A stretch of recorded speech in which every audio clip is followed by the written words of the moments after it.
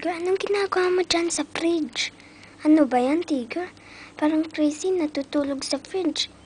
Labas na dyan. Dali. Labas na. Tigger, if you won't stop staying there, I will close the door for you. Huh?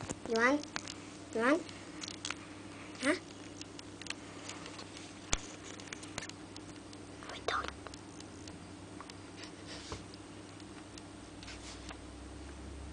Let's show this to Daddy later. Also, Mommy. Hello, Tigger. Bakit natutulog ka sa fridge?